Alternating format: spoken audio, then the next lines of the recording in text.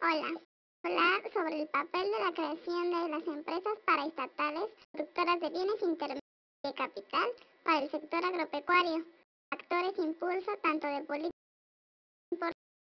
como de la política de... Pues primero tenemos que decir, política económica durante todo el periodo favoreció un mayor crecimiento de la industria financiera. Este sector, en manos de la iniciativa paraestatal y privada, está protegido por el Estado de la competencia extranjera. La inversión estatal, principalmente la infraestructura de apoyo e intensificación de la agricultura de riego. Esto nos permitió que la industria manufacturera creciera a tasas anuales del 5.8 y 6.5%, cultura en 4.9% y 6.7%, las 2 décadas señaladas respectivamente, es decir, creció en 7 promedio anual. El papel del Estado incrementar la inversión pública en obras de infraestructura, a la agricultura, destinar montos de recursos públicos en cantidades suficientes para incrementar los rendimientos de producción por hectárea mediante obras de irrigación, caminos e infraestructura de almacenamiento, generar un mercado de capitales ad hoc del sector mediante la creación y expansión de empresas paraestatales destinadas a producir estos insumos intermedios y de capital para la agricultura. Esto dependía del desarrollo de industrias productoras, insumos intermedios y de capital altamente especializado e impulsado para empresas paraestatales. Por ejemplo, industrias, fertilizantes, maquinaria agrícola especializada, mejoradas, con el fin de endogeneizar la base de incrementos de la producción agrícola.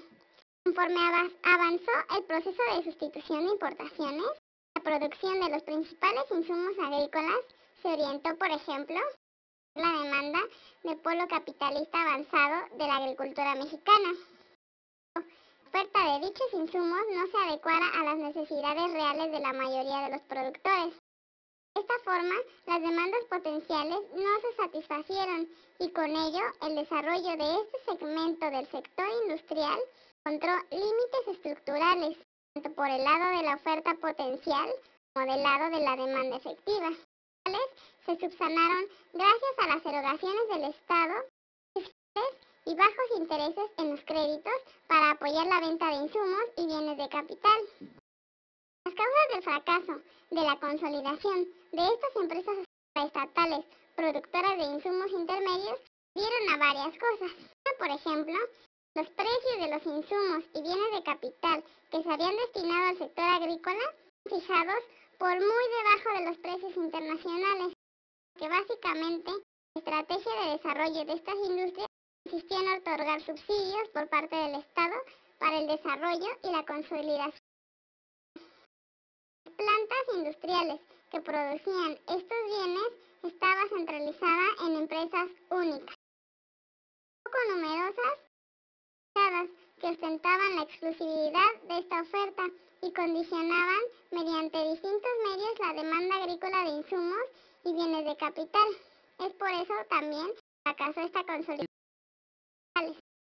Otro punto por la comercialización de dichos insumos se realizaba a través de la banca de fomento y los criterios de comercialización dependían de la solvencia de los productores, los cajones de crédito destinados a cada sector, los cuales estaban en función de la política